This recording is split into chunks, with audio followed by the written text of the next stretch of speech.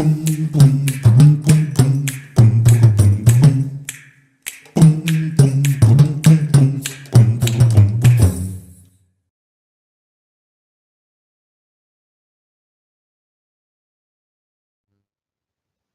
sol, milieu de vie intense, regroupe différents écosystèmes selon la profondeur et l'humidité, le couvert végétal, la porosité.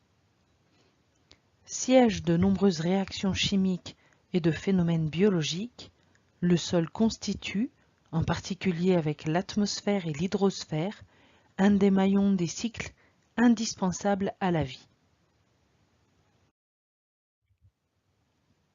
Le sol est formé par la lente dégradation physique de la couche superficielle de la croûte terrestre, la roche-mère, qui est enrichie par la dégradation chimique des composés organiques, végétaux et animaux.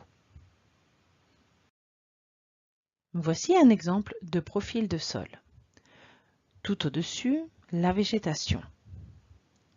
En dessous, l'humus. C'est une terre riche en matière issue de la décomposition de matière organique brute.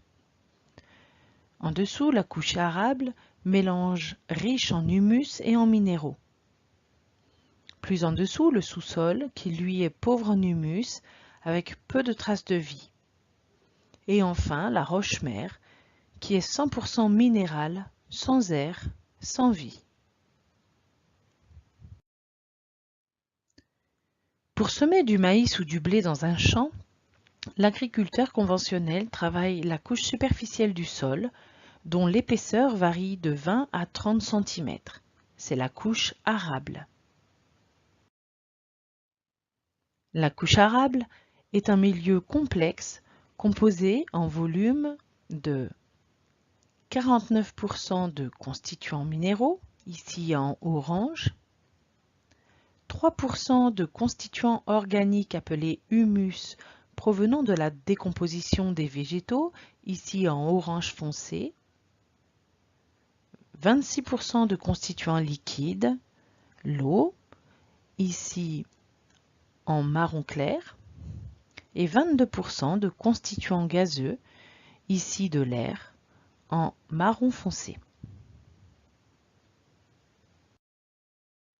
La fraction minérale, c'est-à-dire l'ensemble des minéraux qui se trouvent dans la couche arable, est issue de la dégradation physique de la roche-mère et peut être classée par diamètre décroissant. On y trouve des graviers et des cailloux, des sables, des limons et l'argile. Voici ce qu'il faut retenir. Le sol est issu de la dégradation physique et chimique de la couche superficielle de la croûte terrestre et des composés organiques. Le sol est un des maillons indispensables à la vie. L'agriculteur travaille la couche superficielle du sol, qui est très riche, appelée la couche arable. La couche arable est une couche de 20 à 30 cm qui est constituée de minéraux, de composés organiques appelés humus, de gaz et de liquide.